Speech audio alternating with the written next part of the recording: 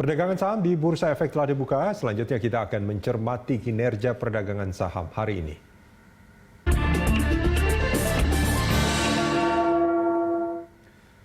Dan untuk memperkirakan pergerakan saham hari ini, kita telah terhubung dengan Head of Research Panin Sekuritas, Nico Lawrence. Selamat pagi, Mas Nico.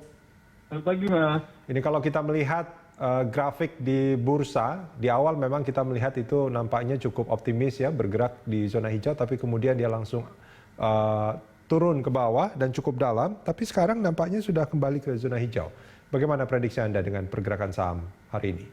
Iya, kalau kita lihat sebenarnya buat regional nggak terlalu positif ya. Kalau kemarin kan ada rilis data ISM non-manufaktur, ini adalah service. Ini kemarin datanya 41,8, di bulan Maret kemarin 52,5. Jadi ini adalah penurunan terdalam buat ISM non-manufaktur terendah sejak tahun 2009 kemarin. Itu di 2009 levelnya 40 bulan Maret.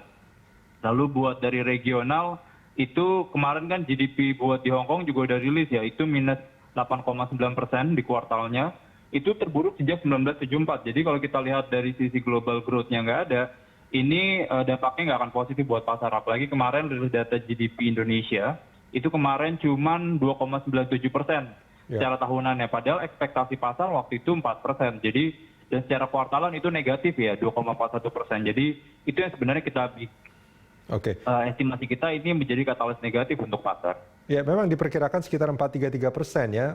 Tapi apakah ini memang sudah ada semacam prediksi kembali dengan wabah COVID-19 ini bahwa memang pertumbuhan itu pasti akan di bawah itu? Enggak?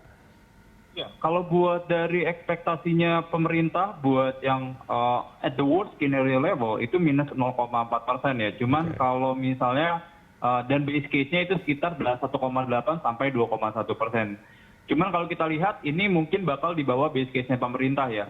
Itu yang sebenarnya translasi pertumbuhan yang lebih rendah itu akan memungkinkan buat pemerintah akan merevisi pertumbuhannya, estimasi pertumbuhan. Oke.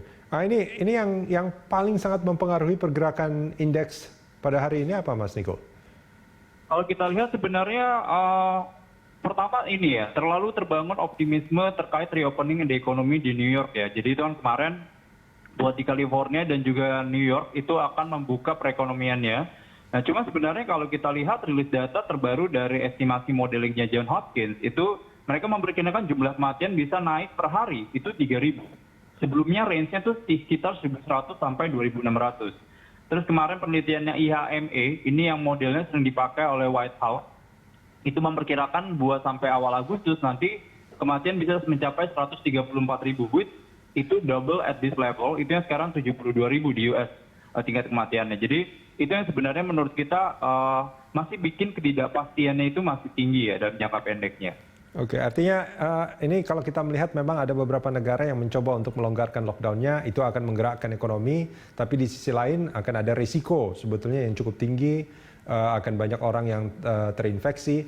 Ini bagi pelaku pasar, ini melihatnya bagaimana? Apakah ya ini pasti akan menjadi tetap akan ada risikonya, tapi pelaku pasar melihatnya ini akan lebih positif atau justru ini lebih negatif? Iya, kalau kita lihat buat pelaku pasar sebenarnya mungkin kita tahu ya kalau misalnya pertumbuhan ekonomi itu punya korelasinya positif dengan pergerakan harga saham.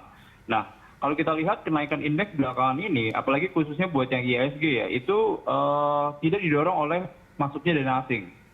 Karena kemarin asing juga udah jual 429,9 miliar. Jadi ini sebenarnya kita mainly lihatnya lebih banyak spekulatif dari sisi domestic level, which kalau misal domestik yang sebenarnya lebih in play, ini bikin volatilitas dalam jangka pendek dan menengahnya itu cukup tinggi. Walaupun mereka ngelihat ekonomi ini bagus, cuman once nanti kalau kita lihat jumlah kasus baru dan jumlah kematian baru dalam satu hari itu meningkat signifikan, itu akan jadi pressure buat pasar.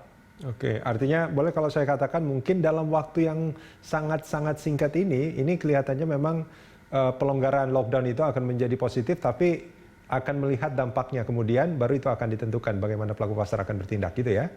Betul, Mas. Oke, baik. Kalau support resisten berapa, Mas Niko? Anda perkirakan?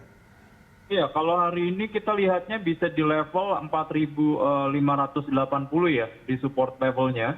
Di resistensinya itu di sekitar 4630. Baik, Mas Niko, terima kasih banyak sudah bergabung bersama kami di IDX Terima kasih Opening banyak, Bell. Mas.